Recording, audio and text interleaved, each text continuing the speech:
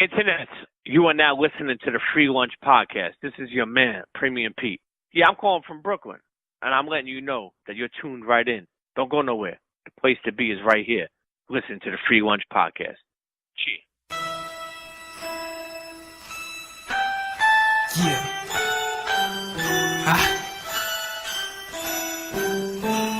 Finna set the world on fire, take the block by storm, but I blow so cold. Nigga, warm your hands in the hell where the fire burn blue when the wheels turn slow when the steel pierce your skin, but it ain't so soft. I was raised in the Ville, I'm prepared for a war, and my shield so thorough that I don't need a hammer, and the heat don't scare me, man. This Alabama in the summer like a hammer to a runner, you gon' feel me. Go ahead, call me Green Tea Billy. Free Willy in your mind at the same damn time. You don't even wanna reach for the ceiling high. Listen, man, I'm the truth, won't lie. That's why I tell you put your hand to the sky. We can live for the moment, screaming out omens like the roof on fire. Finna set the world on fire. Finna set the world on fire. Finna set the world on fire. Finna set the world on fire. BG, we got the king of social media, born and raised, Brooklyn stand up. Brooklyn. Yes, sir. Yes, sir. Yes, sir. Renaissance man. You know, I like to read. When we do introductions, I like to read what they say about themselves. Let's do it. Yeah, you know that's kind of weird though, and I don't mean to cut you off. Man, hey, it's gonna happen, Pete. It's gonna happen. Well, I guess it's gonna happen because we're in the same field. Go ahead. And like when you're used to doing so many, you got to allow to be interviewed. You know what I mean? You got to allow to have an episode. I know exactly where you're coming from, but I don't even see this as an interview. I see this as a conversation because I anticipated that. Like I anticipated Pete gonna be Pete, and that's cool. Like that's what we. Yeah. But here's the thing, right? Mm-hmm. Never call yourself an OG, right? Okay. Internet. Never. If you call yourself an OG, do me a favor, take your hand, open it up, smack yourself in the fucking face with them. Because you don't call yourself an OG, you let the world call you an OG.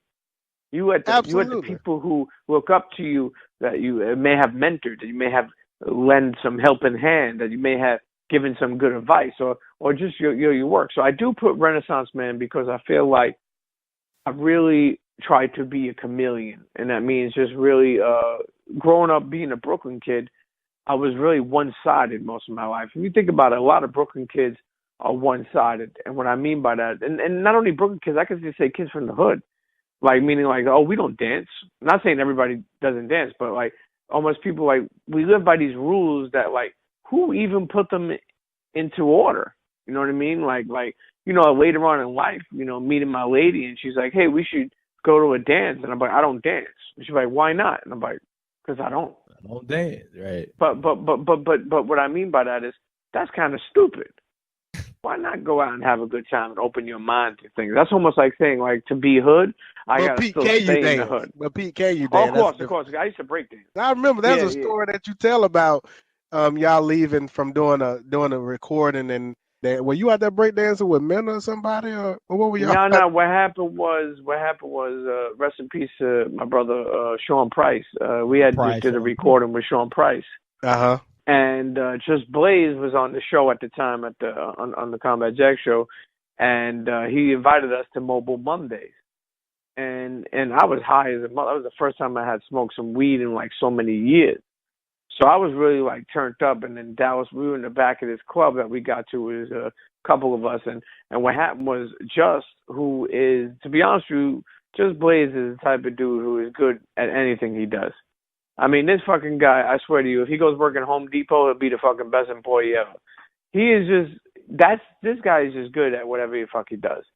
So he came out, and I heard a lot of noise, and I was like, what the fuck is going on? And like, I thought something happened, like Combat and Dallas started running, so I thought something happened, so I'm ready to grip up, like, oh, what the fuck is going on with my people, you know? And I look, and I see Just Blaze annihilating them on the dance floor, meaning okay, that's what it was. Dallas, well, here's the thing, Dallas and Combat, they do top-heavy dancing. So they're not going to go on the floor and shit like that. They're going to make their moves, do their little robots, you know what I mean? Their little fucking, they're doing all top moves. So when I seen that, I just did a couple of moves. And he had did like some type of windmill turnaround on his head. And I was like, what the fuck? And I was like, yo, they can't. Nah. They can't. You can't do that to my people like that. You can't do that. Like, you can't have Dallas in Combat out here looking crazy. So I tapped Just on the shoulder. He had no idea. And I just went right into a windmill, into a handstand, into a head spin, and then he was like, oh, like the whole crowd. So we went back and forth the whole night. But me and Justin are on our like fourth battle over the years. So I would say it's tied, to be honest with you. So the reason we wanted to have you on the show, I mean, like you said, Renaissance man, founder of You Gotta Eat This, Presence Over Presence, Sneakerhead TV. Previously on the Combat Jack Show, got your own featured podcast, the Premium Pete Show featuring Miss Lissa. I was introduced to you personally coming from the South. I started listening to some podcasts and came across Combat Jack Show, started listening to it, would hear you on the podcast, and had opportunity, after getting caught up on a number of shows, had opportunity to meet you guys at A3C. And then just became a fan, right, of even more just from chatting with you at A3C and seeing just how cool you guys were. And then saw that you launched your own podcast, been following that, listening to that. And the thought process was, let's bring Pete on to the Free Lunch Podcast, which is a member of the New South Movement Network, podcast network. And let's talk about who is Premium Pete. You're a Brooklyn guy. Absolutely. Born and raised. What were you like growing up? Well, first off, I grew up in Coney Island, Brooklyn, New York. I was born and raised. The atmosphere when I was growing up was really just a melting pot. Everybody from, different nationalities to bums to everything. That was Coney Island. Like, Coney Island was such a mixture. Keep in mind, at that time, it was very, very, strong-minded time in New York City. And what I mean by that is, like, we had the Yusuf Hawkins thing going down not too far away, which was, I'm not sure if you're familiar with Yusuf Hawkins, where he had went into the neighborhood of Bensonhurst, and black dude, and wound up getting murdered. You had Howard Beach, you had Al Sharpton, you had everything. So, keep in mind, Coney Island and a couple of, boroughs over, Bensonhurst, Dyker Heights, Bay Ridge, there was all this racial tension. So for me growing up, like, especially in Coney Island and having a melting pot at an early age, when I moved down out of Coney Island when I was about 14 years old, I didn't understand how strong racism was, because I already had been hanging out with a different mix of people. So, so it was confusing to me to see some of that and see how strong it was. I think it was at that point in my life that I realized that I was thankful that I grew up in Coney Island, because I was able to, to accept different things and to keep an open mind. I think sometimes when these kids grow up in this neighborhood, and you have uncles and cousins and nephews and all these different people saying these people are no good, that's what you believe. I think there's people at that time that didn't like black people, and if you didn't even know them, meaning these people, I would have loved to ask them why. Mm-hmm. I'm sure they wouldn't even be able to tell me why. You understand? Because it was like it was almost like they didn't, they were just followers. And I think that, I had a conversation about this when we did a Bun B and an Anthony Pinn, which is a guy from Rice University. Mm-hmm. And we had a long talk of how racism, man, even mostly continues to be grown in the household. Mm-hmm. When you have an uncle that's racist, and it makes the guy, maybe a nephew, scared to bring somebody home, because they're going to say, what my uncle going to say? You know what I mean? And so I guess what I'm saying is I'm thankful to this day. And, just everything. My kids just are a blessing to me, and naming them different than what normally my family would name kids. Dating and marrying and creating a family biracial, you know what I mean? And opening up and really just opening the eyes and really just changing, and I think that's something special to me, because I grew up in it, and I stayed true to it, and I never let anything, defer me or anything. And I think that I owe Coney Island a lot to that. I owe Coney Island a lot. I think about it, if I'm like this, like, Italian kid from Brooklyn who grew up in, like, Bensonhurst forever, like, and never had Coney Island as that stepping stone. Who knows? I could have been like one of these fucking closed-minded people, you know? But at the same time, it's funny because I always make fun of every nationality, and Italians are funny because I remember Italians like being racist back in the day, and meanwhile, when I say racist, meaning just not liking anything, they don't like the Indians or blacks or this. But meanwhile, they were wearing full-fledged Jordan uniforms. Like they had the fucking headband on, that fucking jersey, the shorts, the sneakers. Hey, fucking Michael Jordan, he's the fucking best. Wait, you don't like black people, but you're over here fucking, this guy got fucking wristbands on, right? You know what I mean? Like, Jordan, no, Jordan, you know, the fuck out of here. But anyway, and I look at my wife now and I say to myself, you know, it definitely kept me real. It kept me organic. It kept me when I got around a mix of different people growing up. What kind of kid was I? I was a troubled kid. I wanted to be like the D-boys. My father was a hard-working man. And I guess if you ever watched The Bronx Tale, where they say the working man's a sucker. And I used to think like that, you know, and I used to value and admire the drug dealers and the gangsters, and they had the nice Cadillacs and the money and nice suits and cars and clothes and jewelry. And, you know, growing up, that's one thing where, I mean, if anyone who follows me on Twitter or has followed my journey, I always try to help other people, you know. I always try to lend advice because of my mistakes I made. Like growing up, I was attracted to glitter. I was attracted to what I thought was cool. That's why I tell people, like, yo, I don't judge anybody. If you're selling drugs right now, God bless you, but sell them for more than a pair of Jordans and an outfit. You know what I mean? Like I was risking my life out there. You know what I mean? For everything I had in my pocket. I'll never forget one time I got busted. I think I may have made like $2,500 that one day, just pushing, hustling. I had it all on me. When I got locked up, they took the shit from me. Nothing. Like, what was I doing? You know what I mean? Like. How old were you, Pete? How old were you when you started hustling? 15, 16, 17. You know, we see the stories all the time that's depicted in the movies and things like that about the hustlers and about the lifestyle. But that was real to you. You were actually living in that, visualizing it on a day-to-day basis, right? Yeah, I mean, I was seeing both sides of it, from the gangster side of it to, you know, from the Italian side of it to the street, the hood gangsters of it.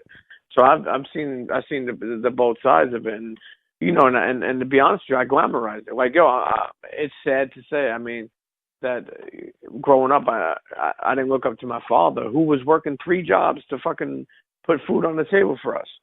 I looked up to the fucking gangsters. But later on, I had got a chance to let my father know how much I appreciate him, and really let him know that, like, I do admire him. And he was the real, you know, like Bronx Tale, again, you know, quoting that again, you know, the working man is not the sucker.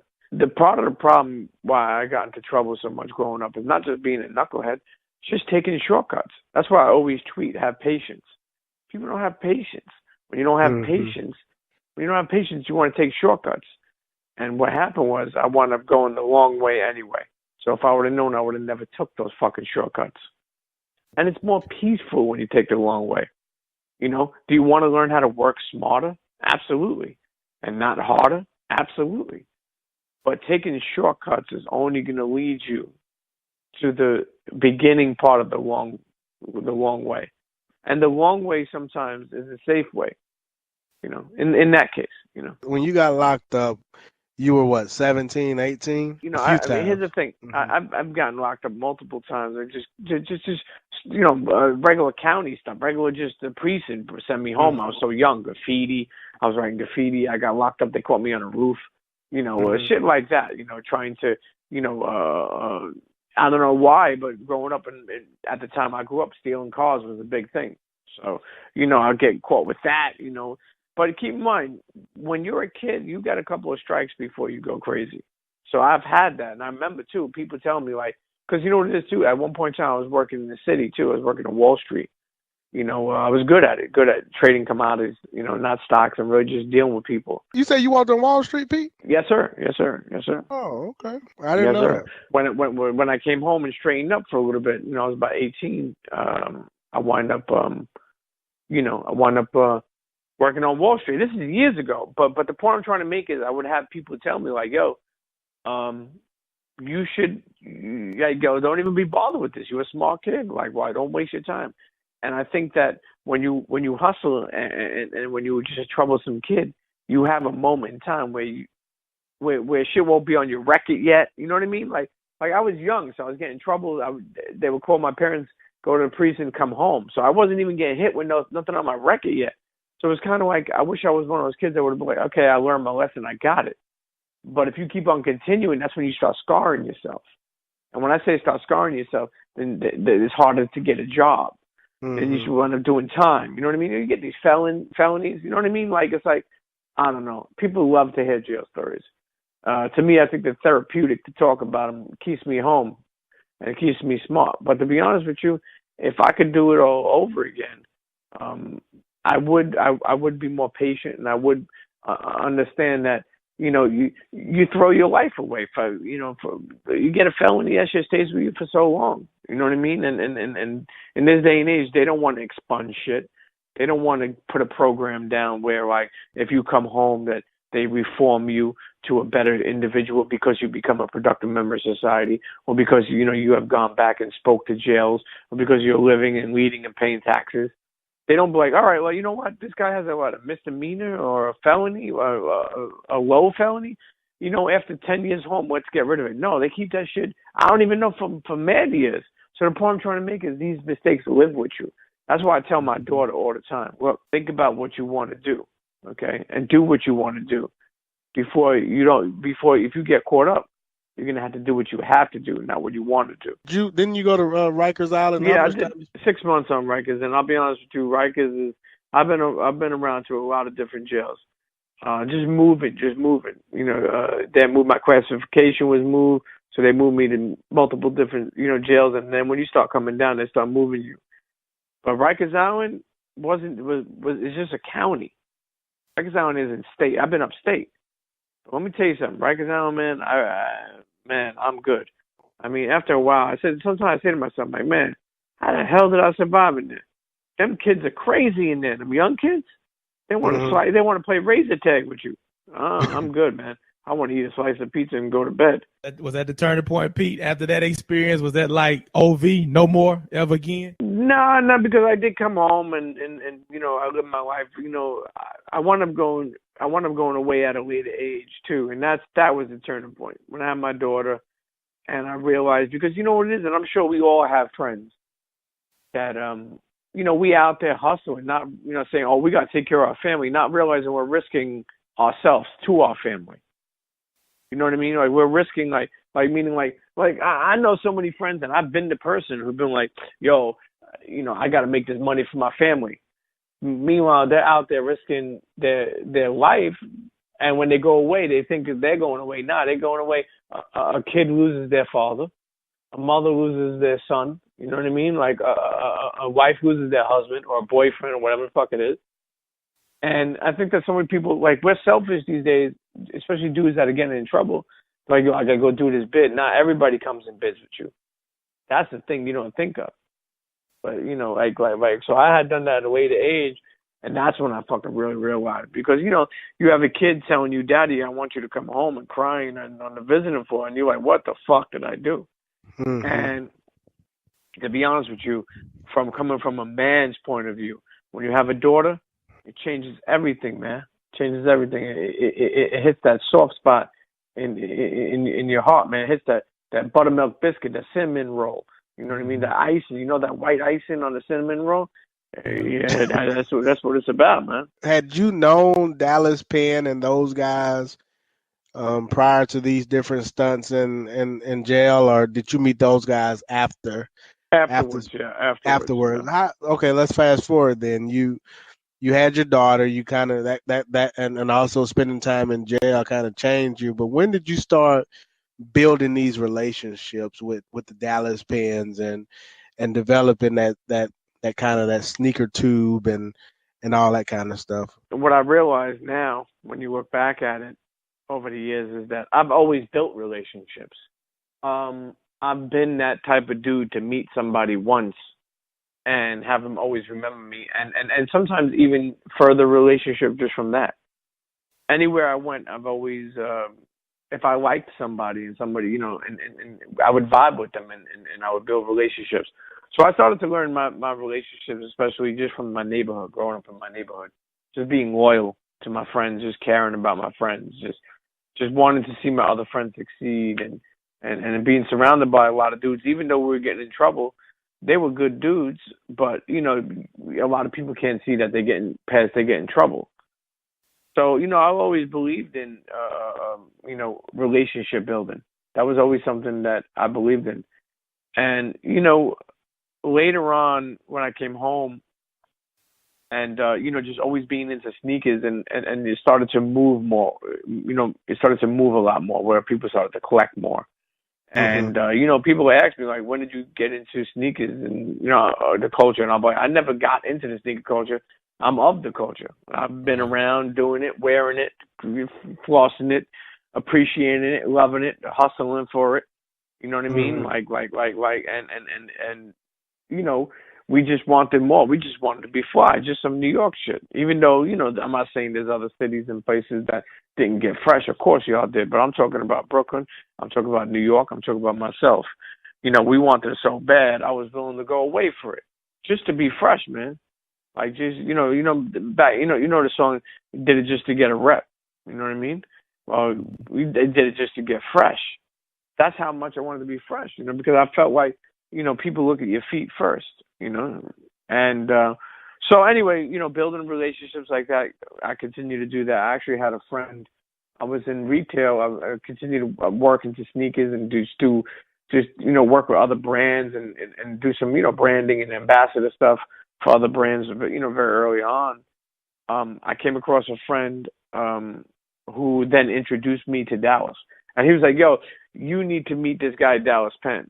They felt that we need to meet each other. And we met each other, and it's been history ever since, man. You know, the first time I met Dallas, I think that he, you know, he saw that I was a real dude and that, you know, he had the same passion as me. And I think we bonded over the passion. And then I think we bonded over how real we were. Because I think Dallas is the type of dude who's been around for so long. He can smell the shit. You know what I mean? He can smell like when somebody, you know, isn't coming 100. And I think like he that's one thing he always, Dallas, you know, we make fun of each other, but Dallas will always admire my loyalty, my honesty, my authentic, just being an authentic and organic dude. And we just built off of that. And I think that we both open up to each other. And it's funny to be able to have a friend that you consider a brother at a later time in your life. That doesn't happen often. You don't make new friends like that later on in life. No new friends, right? But not like I have here. I'll give you a better example. Me and Dallas Penn has a better relationship than I do with some of the people I grew up with. Oh yeah. And I met Dallas later on. You know what I mean?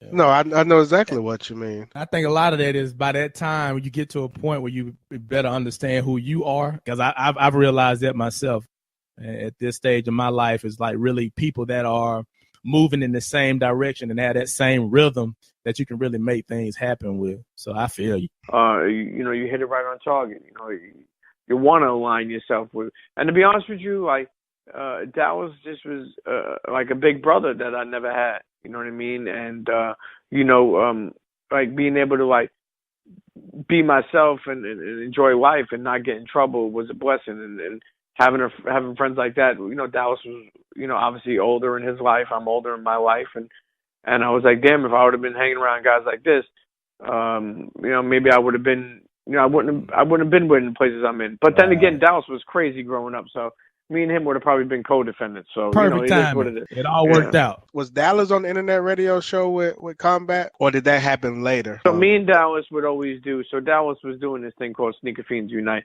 where he would actually bring people who were like new to the town or from the town or just wanted to go, and he would visit different sneaker shops. So me and Dallas were always bonding off of sneakers and shit like that. Even when he came seeing me, you know, and then we started to bond and build, like I was just talking about. What happened was later on, you know, as me and Dallas built, he had told, when I launched Sneaker Tube, he was like, yo, come up on the show and talk about it.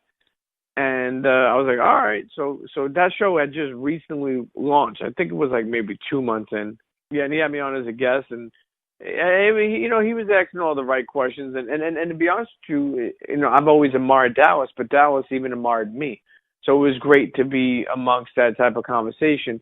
But, and this ain't the shots to Combat, but, this guy don't know about fucking sneakers. So he was like kind of like, whatever, what's this sneaker tube, sneakers, whatever, man.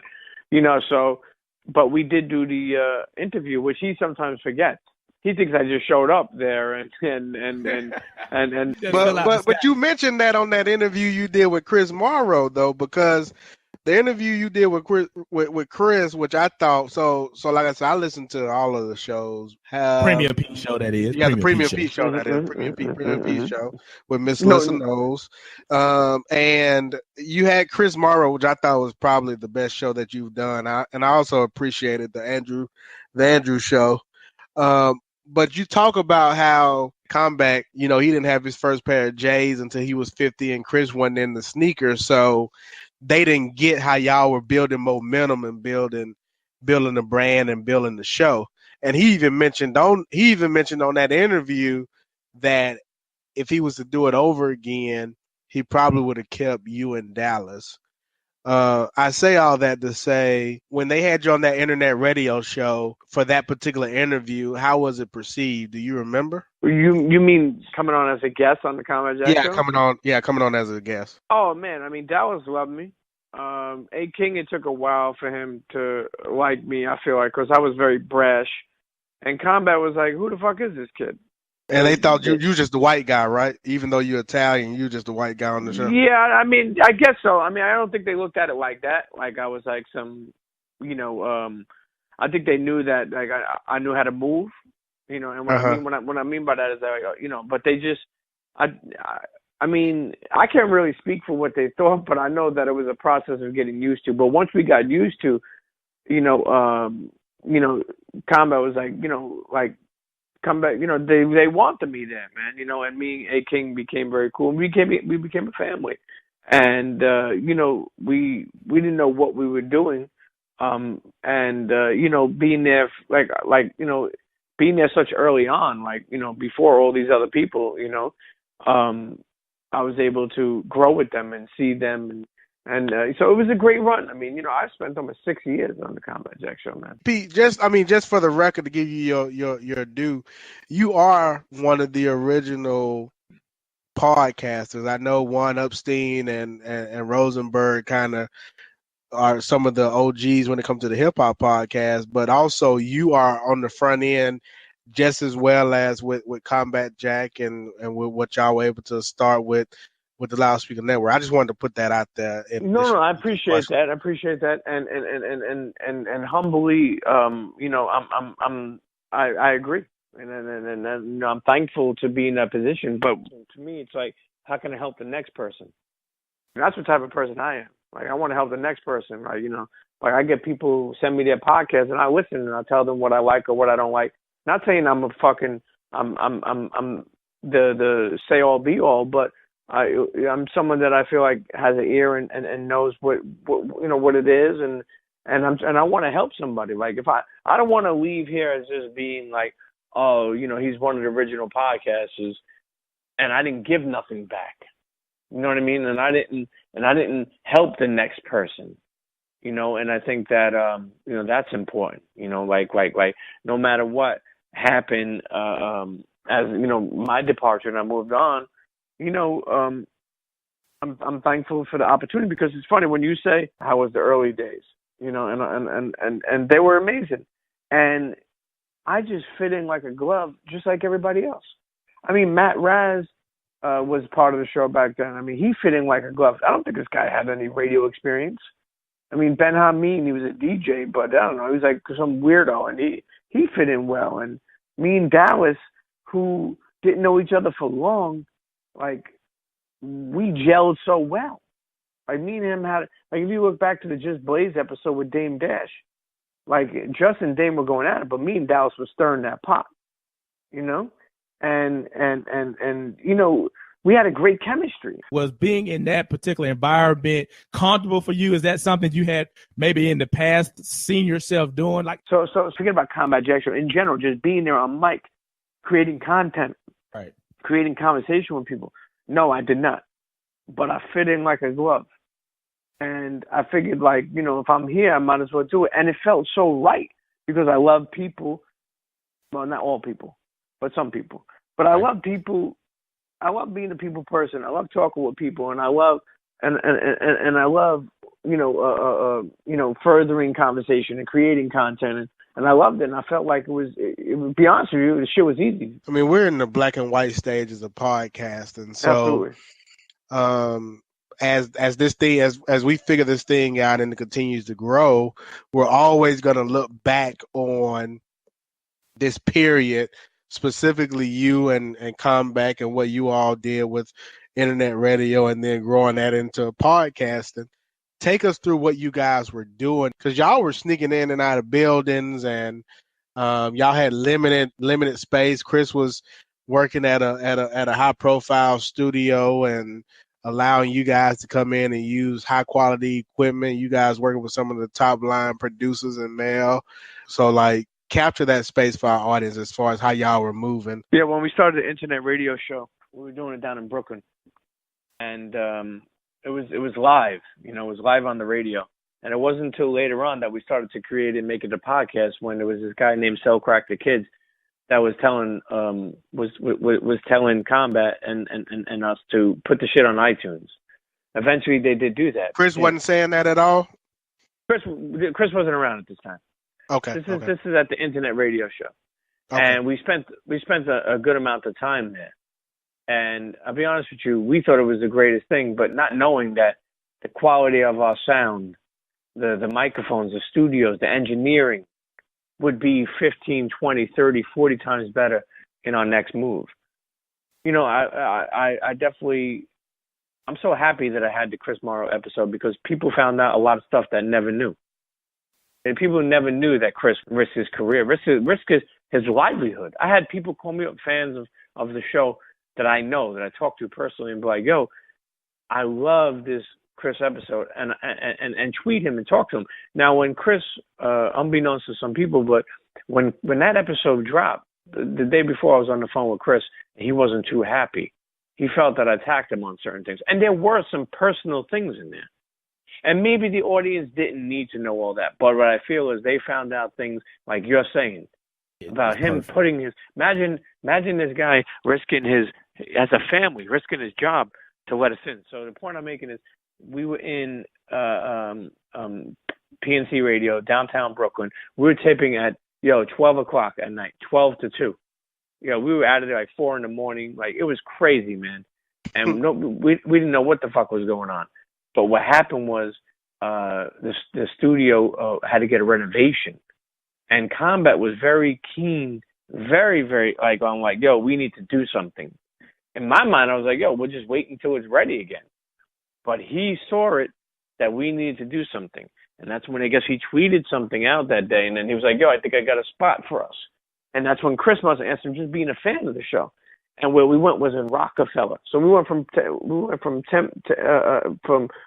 downtown Brooklyn, okay, in this grungy, internet radio, studio. It was great for what it was worth, into this state-of-the-art Rockefeller Plaza in the Midtown, New York City. State-of-the-art. A tweet made that happen. Yeah, and I don't think Chris let this out on the episode, but it was Ryan Seacrest and Rush Limbaugh's studio, I believe. Wow. And so, it was state of the art. I mean, I'm talking about we had a desk that fit all of us. We had an engineer sit with us, and the quality was like when we put those headphones on, I was like, yo, I heard my voice. I was like, oh shit, I like what I hear. And sometimes you look in the mirror. Some days you love yourself. Some days you're like, damn, man, my fucking forehead looks crazy, But in this case, I'm saying I heard myself and I loved the way it sounded. Right. And that's where it all, and moving from there, I remember days where, we did a lot of shows up there. We did the Dame Dash show up there. We did the Torre show up there.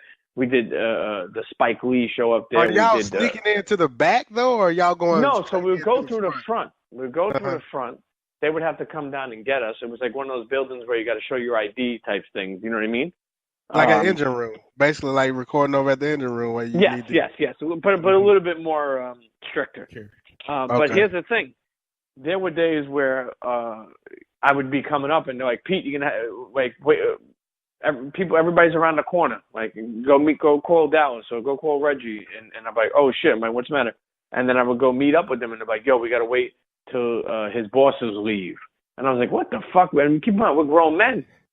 You know, so we would have to wait until they would leave and then go upstairs, you know, and Chris would make it happen, and that's when, you know, they started to do little shows. You know, they did we did the Sneaker Fiends, which you know, answering your question back from the Sneaker Fiend talk that you were talking about. Yes, it did do well. Yes, it did build momentum. This is before Loudspeakers Network even had a following. We were doing 15, 20, 30,000 downloads just from, like, we had an Action Bronson episode. It's one that y'all talked about, but you and Dallas felt some kind of way when you saw that Fans Bros were using they were able to use the studio, and you guys basically were told to use Skype, or, I mean, in your words, you say use Skype, and in Chris's words, he say use he was going to buy y'all some equipment. I don't remember that, but yes, exactly what you're saying. But here's the thing too, and no shots at Fan Bros. I'm very happy to them. I support them. I love, Tatiana, Chico's funny, and I like Ben, and I like that they never quit doing what they love to do. And you can never knock someone for being passionate, man. And but I just felt like me and Dallas come from the same cloth of where we just don't like no fuck shit. Chris kind of went into some background and explained that side of the house, right? I mean, you got to look at it from his perspective too. Like, he's letting you guys go in there and use state-of-the-art equipment, Rockefeller, Rush Limbaugh, Ryan Seacrest equipment, and he had to make a decision. And he's already putting himself in jeopardy, his career and his job in jeopardy for you guys to do that. So looking back, not at the time, but looking back after having that interview with Chris, do you see his perspective, or you still kind of? No, I admire him for, and I think I made that point clear in the episode that I did with him, that he was the bridge that we needed when we didn't have no pathway. I do admire him even more at how much he risks at that time, but I just felt like there was no communication, and we felt betrayed, and we're like loyal dudes, you know what I mean? Right. And I guess we're just sort of like, hey, what the hell happened? With it being in the early stages and you're just developing and you're growing, I'm sure you're probably not getting compensated heavily, not making a lot of money. $29.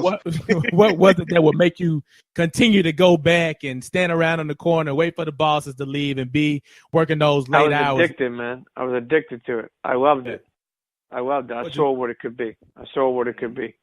I love these group of guys that are pause, but that I was hanging with. I was wondering when you were gonna hit us with a pause. I was wondering. Yeah, that may have been a thirsty pause, but it's just I had to get it out there. But sure. I was addicted, man. I swear to God, I was. I loved every minute of hanging out with these folks and creating. So you and Dallas got that $29 check. A-King got that $18 check. How long from the moment you started sneaking into Rockefeller and using some of that high quality equipment before y'all start seeing dividends? I didn't get the only money that was ever given. So here's with that. So I didn't make no money in Chris's studio. None of us really did. Maybe Combat did. Who knows? You know. Were they having those Illuminati meetings in Chris's studio? Yeah, but we didn't have no advertisers, so I don't blame Combat. Like, here's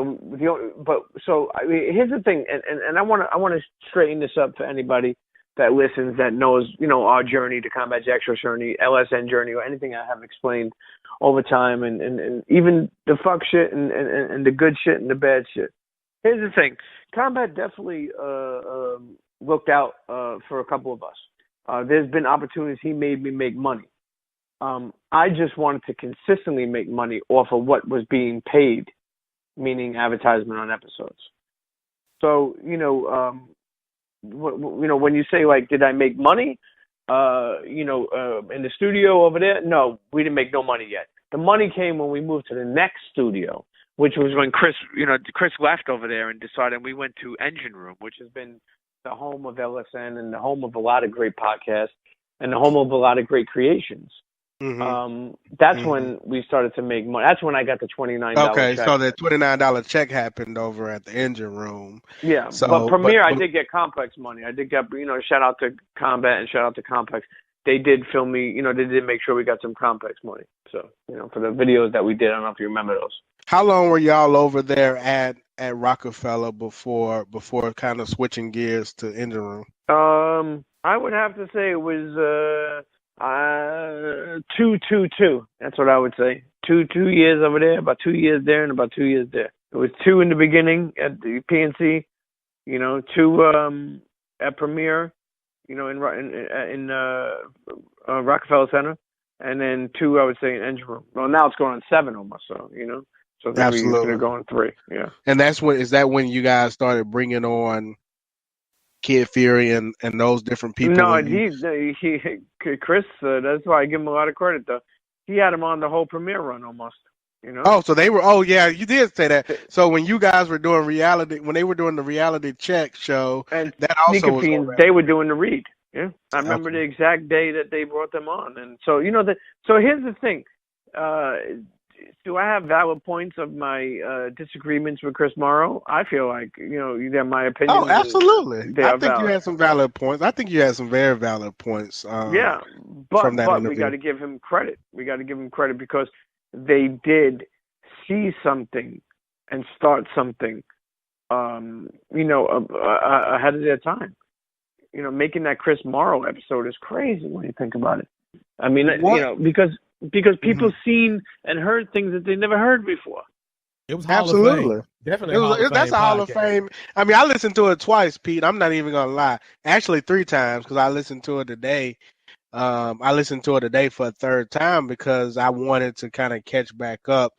But when you dropped it, I listened to it twice. You say you talked to him recently after you dropped that episode.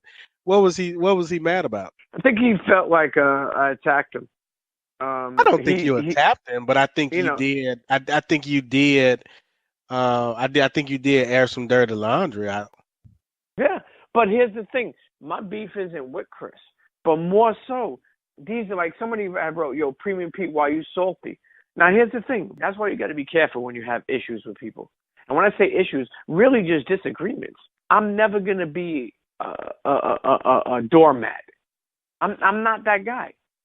So if I'm a doormat, you're never going to hear anything about me, or you're never going to hear no complaints because I'm just going to let everyone step all over me. But when there's certain things that I don't like and I bring to attention, that doesn't necessarily mean I'm salty. These are real things that I'm bringing to attention. You gave us a $29 check with no explanation. I can't say that. Like, why couldn't they? Like, am I just supposed to be happy I got $29? Okay, I am. But what is it from? Do you know anything else from it?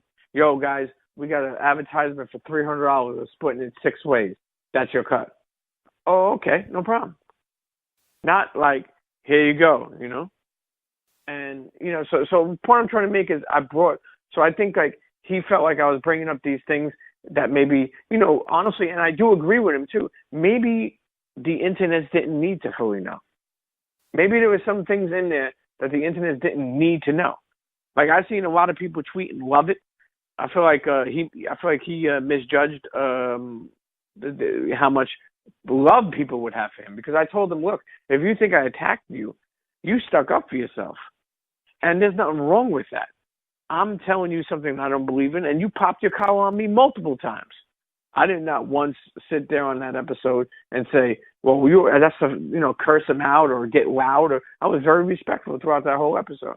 So I think later on when he listened to it with a fresh set of ears, he realized that I really wasn't attacking him. I was just going over things, Oh, so that conversation happened before and after. Before he had a chance to listen to it. Well, I gave him the episode and to listen to before I dropped it out of respect. Oh, you did let him listen to it before. Oh, that's very respectful.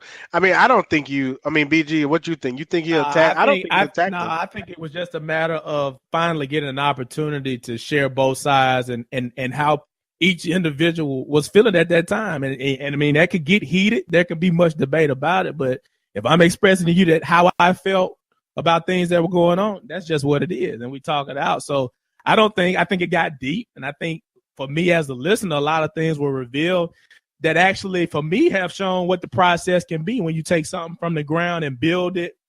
And you've got all of these different working parts. How important is the communication and making sure that people are on the same page? So I don't think any shots were fired for real. I mean, they were face to face. You had a conversation. What better time to get something off your chest than when you're in a man's face? So I agree. I mean, you were very specific, and then that to me that just shows that you are factual. The factual and is truth, right? And you're supposed to speak by truth. And I think once he actually heard the interview, I probably think that it wasn't probably as bad as he thought he was. What's your relationship like now, though? Since the podcast dropped, is it the same? I actually spoke to him last night, man, and we're working on some things. I've always done behind the scenes stuff for LSN, as far as in the advertisement world. He's definitely has grown into his own person to help me out. So I feel like he has respect for me, and I have respect for him. I think that definitely came across in the episode that regardless of what we're talking about, that we both respect each other. And I think that, joining? Is the Premium Pete show finna join the Loudspeaker Network? That's what I got out of it. Absolutely not. Absolutely not. No, absolutely not. And there's no need to. And I kind of explained why. I don't need LSN for the validation. LSN is a great tool for podcasts to grow that are already kind of grown. And then they can help align you with making some money and providing the studio space. I'm thankful to be provided the studio space by Engine Room. I got a great deal with them. I have my own connections, and I have my own advertisers. You know what I mean? And it's just a matter of building the show more, to grow it more, to make more, to do more. And, it's a consistency thing. Anyone wanted to get into the podcast game, people like, it's once a week. That shit is actually a lot of work for only once a week, and you got to you got to get yourself paused, but you got to get up. You got to get yourself up. Pause. To want to do this every week. That's the thing. No matter what you got going on, there's times, keep in mind, like, even like now, I still love doing it, and I'm doing it. And I'm trying to be diversified, bring on different people, and bring on different type of walks and talks in people's life. But keep in mind, I got a teenage daughter that's driving me crazy, or I got a son that's shitting in his diapers, or I got an ex-wife that's texting me where her child support is, or I got a lady that I've been with, that I'm gonna marry soon. Like, I got a lot of things going on, man. I'm doing work for this. I got You Got to Eat This. I got the show. I got independent contract stuff I'm doing. You know what I mean? Like, that hustle though, Pete. It's that hustle. Yeah, Pete, you are a Renaissance man. You are a Renaissance man. Fuck Pete. Premium Pete, man. Fuck them. Nah, you're a Renaissance man, and you're a man of many hats, like it said. And before we get off the podcasting thing, we gotta ask. We had the opportunity to meet you in A3C. You were there a few years ago. You with the Combat Jack show. What was the relationship like with you and Combat at A3C? Was that last year? Yeah, 2 years ago. Okay, so not the most recent A3C. The one before. The one before, absolutely. Yeah, that we were on our way out, man. What happened during that A3C, or what was going on? Because we could kind of sense something wasn't the same. Yeah, well, I wouldn't say it happened at A3C. It's just something that's been going on. I've been very honest about my differences with Combat. Whenever people ask him, and it's funny because it's like, I'm proud of how much people have shown me love, because I think that when me and him had separated, I don't think that he thought that people were going to bother him that much about me. And I don't think he thought of how much that I was an essential part and piece of that show. But more importantly, it is the Combat Jack show. It's self-entitled, and Reggie is a genius at what he's done. And I'm so proud to see the person he has become. But unfortunately, I need to live. I need to to, and I explained this before in a couple of different podcasts that had me on.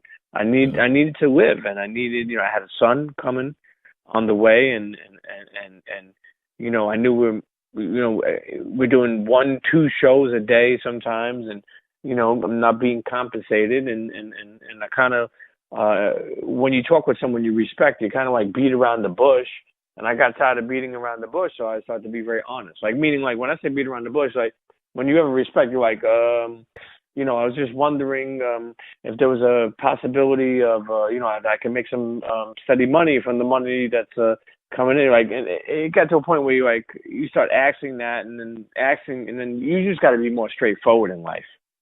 Am I getting money or not? Am I going to be able to, and I couldn't live on, and no shots to combat anymore, because as things get older and older, I'm not even mad at it anymore. Like, this dude has 4 kids. He's got to worry about his fucking self. You know what I mean? But, it sucks when you have a team. And in my mind, I just was like, yo, like, sometimes I say to myself, like, I pressed so much that what I did was press myself right out of the situation.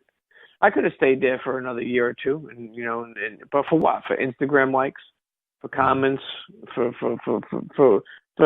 something that it's not. There's no more horrible feeling than being a part of something that you don't feel comfortable, and people on the outside think it's great. But Pete, you did sound a little salty though, not to get off the conversation about comeback and that sort of thing. But when you were talking to Chris, you sounded a little salty when you were asking about you guys that kind of started the flagship podcast with the comeback and now getting put on. Do you feel like you didn't get an opportunity with Loudspeaker Network to get put on? No. What I meant by that was more so, I mean, look, Loudspeakers was built on a lot of us. That is a fact. People called up and we asked them to give up. I came up with the idea for people to give recommendations of names. You understand? So I was there for the whole thing, a part of it. And in all due humbleness, I was already moving and grooving before Combat Jack Show. I already had built a name for myself. You know what I mean? Built a brand. I was already making money, but I don't know if I was loving everything I was doing. And when this came along, it felt so natural and organic that I wanted to do it more. And now the key is, how do you get paid for it? I guess when I meant that you didn't put anybody on, what I meant more so was like, you built a company that you were able to make people make money, and none of us from the Combat Jack Show really made money. You were saying like some of the corporate type of gigs, or some of the promo type most gigs. Definitely. They didn't tap anybody for anything. I get it. Like there's something I didn't explain on the show, which I should have, but it didn't even matter because the show covered so much. But here, I'll give an example. One day I'm at Agenda, and Agenda is a trade show. You familiar with Agenda? And I'm friends with mostly everybody in Agenda. Everybody from the Hundreds to the Diamond Supply, all these people. And I see Matt Raz walk in the building.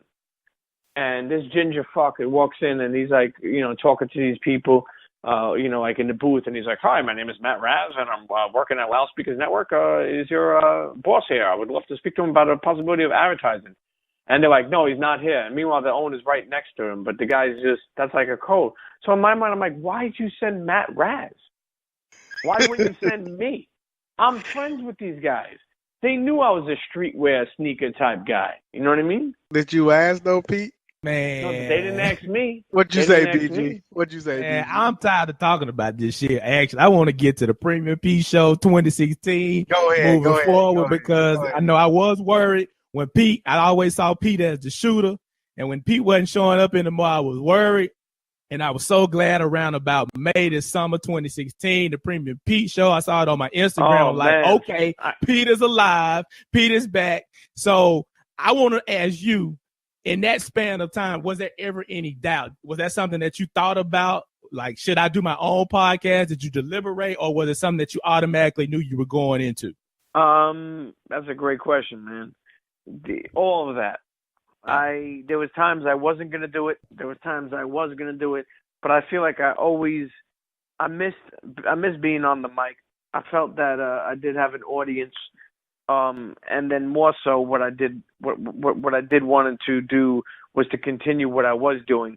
I reached out to Dallas and I was like, "Yo, fuck Sneaker Fiends, let's do this." Mm-hmm. Premium Pete and Dallas Penn. I don't know what we're gonna call it, but let's do us. Let's do everything.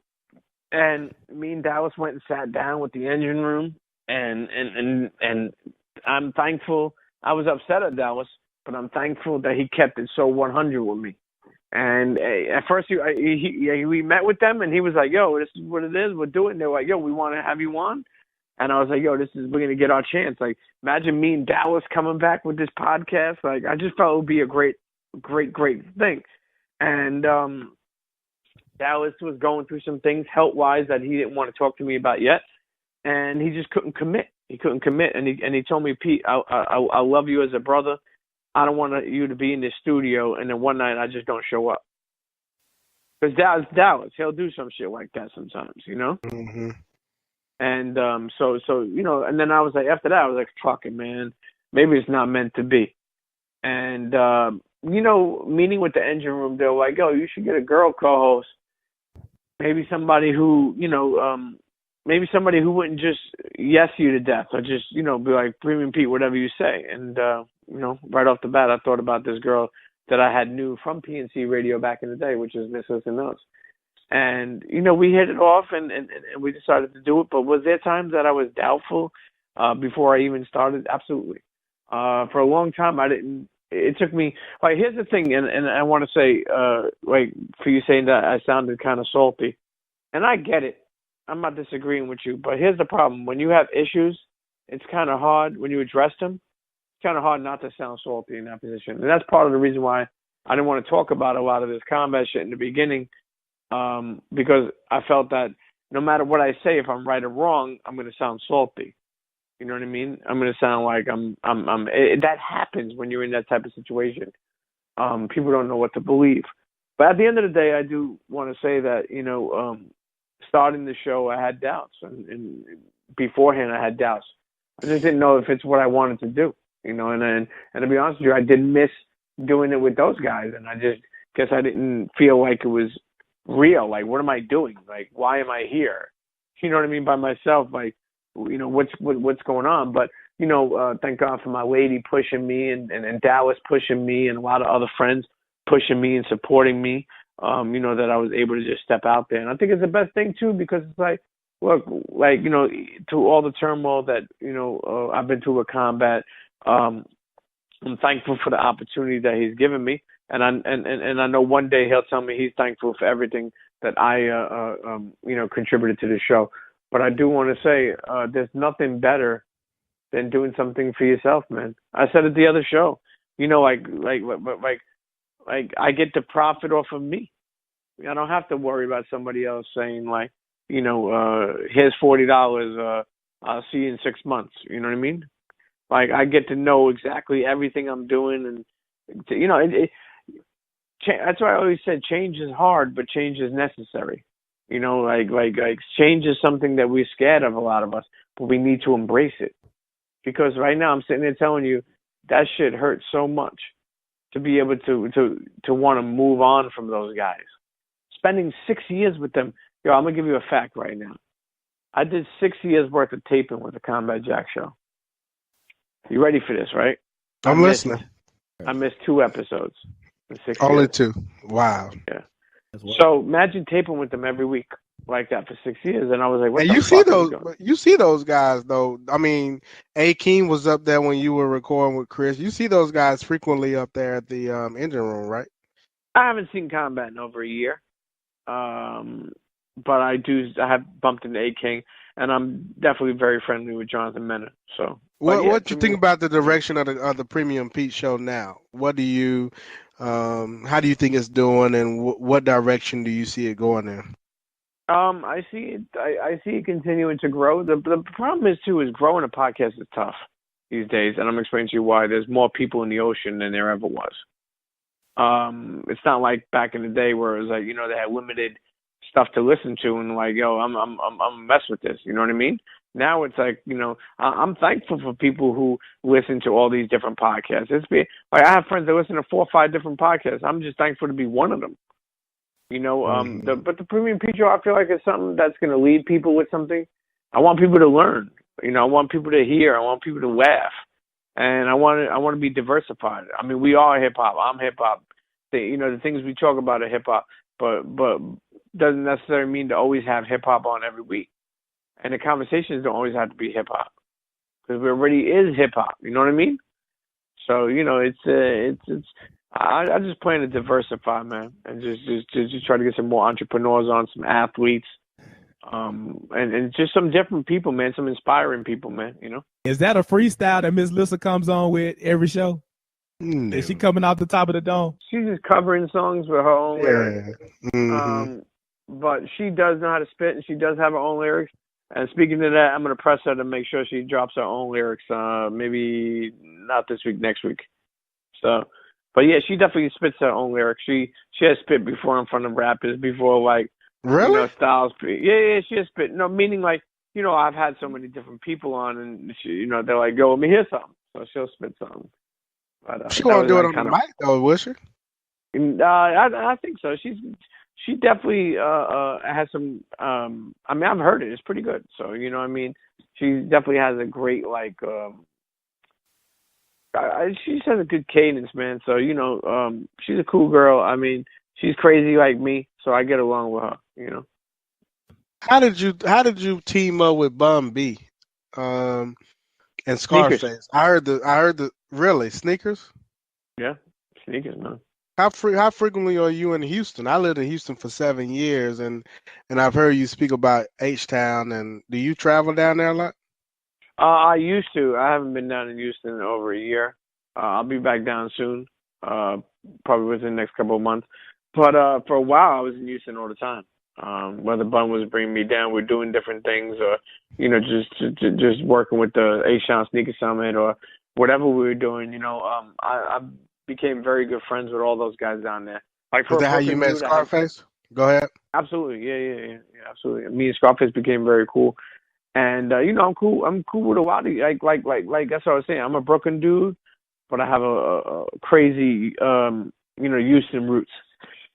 A lot of people, they got a lot of love for me out there, man. I got a lot of love for Houston, man. I really enjoy the people and just the atmosphere in the city, man. So, me and Bum, it was very organic, man. It was very organic. And just through sneakers and just through building different things that I'm building, they respect that. You look at somebody like Bum B, when I met him, he'd be like, oh, yo, Bum B, man, it's a pleasure. Like, nah, man, Premium Pete, man, it's a fucking pleasure. And I think that's just about having a certain respect for each other. Even with somebody like Scarface that you bring up. I call Scarface, he answers the phone, he'd be like, yo, when I see Premium Pete's name on my screen, I know to pick it up. It's important shit. I think that's the important thing, that you could build your relationships with people. And I always tell people it's through sneakers, but it's through being organic. I don't ask Scarface for something just for the hell. You know what I mean? You got to build, I always say, ask people more than just a favor. People want to always ask for favors. People will ask somebody to follow them on Instagram. Instead of really maybe asking them to maybe grab a bite and talk about a personal or business thing that they could think of. You know what I mean? Yeah. Oh, absolutely. Use your favors wisely and just be organic. And I think that my vibe is people have seen, like a Scarface, like a Bun B, that, I had no ulterior motive. You know what I mean? So, and I think they respected me as much as I respected them. And that's a special thing. I've been told before by a lot of people that people who are respected respect me. So, I'm thankful to have heard that, and even thankful that people, do that. So, Hey, you talk about you got to eat this. Mm-hmm. You got to eat this. Me and Bun, combine that just through our passions and love of food, and basically puts people on into community. And more so, we focus now even more digitally, Instagram stories and Snapchat, and stuff like that, and just really putting people on digitally, and just to what's hot, and we're a community. So what's dope about being a community is it's all over the world. So, we have contributors from all over just really telling us where to go. And I think people look for that. Keep in mind, we're podcasters, we're entrepreneurs, we're sneaker lovers, we're whatever we are, we're people who travel. So you may say, yo, Pete, I'm heading over to Chicago. You got any suggestions? Absolutely. I think that we give that and give that and give that daily, digitally. And me and Bone just wanted to come together and do that because from we used to battle each other because I traveled just as much as he traveled at one point in time. And I'm like, yo, let me tell you something, man. If you ever are in Detroit, there's this spot called, Mama Mia's. Their chicken soup is out of this world. And he'd be like, get the fuck out of here. And then, he that's where You Gotta Eat This came from, because he was like, Bun is such a diversified, Bun's a Renaissance man. Bun was like, this is amazing. Forget about it. You got to eat this. We would talk about it's like telling somebody yo, you got to eat this. You know what I mean? You got to check this out. So, so to speak. So we built that and we got some great coverage over the years from Zagat. Zagat has visited Bun multiple times. We've been featured in there. Been featured in a lot of publications. I've done work personally with Oreo, Burger King, Sweet Baby Ray's, Vitamin Water. I just recently did something with Dairy Queen. So just working with people, really just doing what I've done in sneakers, but with food. So. Well, I ain't lying. A couple of days ago, that post, I guess that was with potatoes with cheese on them. You had me starving for the whole afternoon. Oh, most definitely, man. Rolling Roaster. Roaster, that's an iconic spot in Brooklyn, man. Jeez, that's an iconic spot in Brooklyn, man. You guys come into Brooklyn, I got to take you there, man. No doubt. Hey, Pete, before we let you go, are you at home, Pete? Absolutely, I'm home right now. Who was it that you had on the show? Was that your auntie or your grandmother? I had my grandmother. I had my aunt. You mean with Andrew Schultz? No, it was no. Yeah, no. This was you did a phone. This is when you was doing phone a friend, and it may have been your grandmother I think it was your grandmother that you had on. It wasn't even with the Schultz. It was another episode.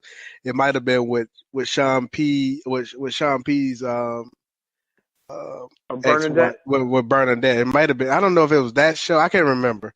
But are they? Is your grandmother, your aunt there? No, she's not here right now. Oh man, I was gonna say you gotta get on the phone. You gotta get on the phone before we let you go, because I mean the conversation that y'all have on when you used to do the phone a friend and when you had your grandmother, your aunt on there, they're classic. Yeah, here's the thing. I want to bring them back. The reason why I stopped doing phone a friend for now is I didn't like the quality, man. I want the studio to provide a better quality for the phone call. And so I'm trying to search for that. And as soon as that happens, then I'll bring them back. But I plan to get my family more involved. And I think that's the whole thing about podcasting. Not being the next Combat Jack show or the next Read or the next Free Lunch podcast or the next, Brilliant Idiots. It's just being the next of what you think is great, what you think is funny, what you think is content, and you'd be surprised, because I'll tell you one thing, man. People look at everything for what it is now and not what it was. I've seen Kid Fury come in and Crystals not knowing, hey, we'll try it out. I don't know, we'll try it out. We'll give it a shot. And not even knowing what it could be. And look at these people now, man. Look at them. Absolutely. Absolutely. They're the queen and kings. They're doing great stuff, and I'm proud to see that, man. Whether or not that I'm involved like I was before with the whole network like that with them, I'm proud of them, man. And I think that, if tomorrow the Free Lunch Podcast, goes on, the morning news, that's a win for us. People shouldn't be sitting here and be like, yo, where this podcast? Why are they on there? That's corny. No, it's not corny. Maybe they know somebody that you don't. But what that actually is doing is opening doors for you. So you go back and sit down and eat your wax cereal and let the free lunch show you what's going on. Because that's the thing too. That's the thing. And shout out to Noriega, because he had heard me on the podcast with Elliot and B Dot when I brought them on, and he heard where I said, like, yo, we need to uplift each other. Like, it's like tax, like, it's killing it right now. But that don't have nothing to do with me. But at the end of the day, it has everything to do with me. And the reason why I say that for is because he's helping open the lane. He's helping get it out there more. You know what I mean? And that's why I always say success, is not only about, you being successful. Success is, and don't ever judge your success off of other people's success, because maybe it ain't your time yet. But I'm telling you one thing, the podcast world is still young, and people are going to be, like especially advertisers, I feel like they're scared to come over. But but pretty soon it's going to be like, almost like, you don't know about podcasts? What, are you crazy? Mm-hmm. They're all going to be there. So a rising tide lifts all boats, right? Shit. Chris Morrow said that, right? Absolutely. Who would have ever known this fucking guy came on there and dropped all these gems, man, But yeah, man, I mean, it's good talking with you guys, man, and really just going over the ups and downs and the sideways and understanding that, there's obstacles in anything you do. And, honestly, I really, really, I really appreciate the time that I had to shape and really mold that, the Combat Jack show. I definitely have my hand in that, and just another piece of the puzzle.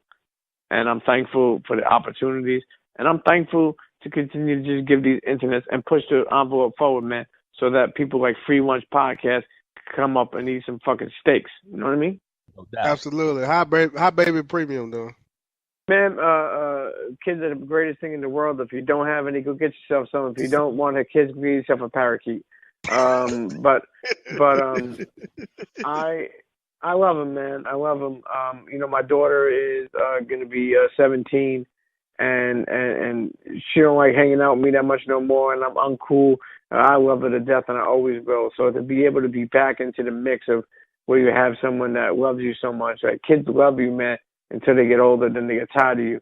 But I really enjoy it, man. There's no better love, no better feeling. When you have days that you don't know what's going on, and sometimes, life gets tough, and these kids, they become the fire in your eyes, and they help you. I feel like they just help you, move forward, man. I'm thankful for my kids, man. My kids, I feel like, changed my life.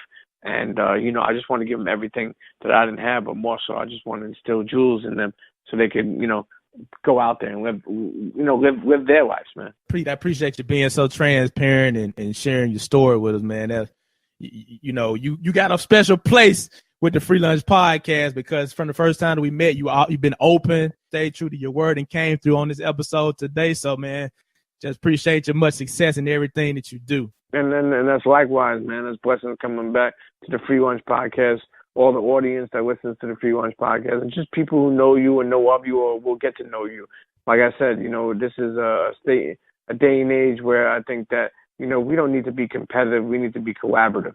And, and I really just, you'll never know unless you ask or you talk or you push forward. So, I thank you guys for having me on, man. I love talking with people that keep it real, and create great content, man, because I'll tell you one thing, we're talking, and it's not like you're sitting here and letting me, just say whatever I say. You're saying how you feel and what you think, your opinion, and I like that, man. And, it's a real talk, and organic, raw talk doesn't really exist anymore.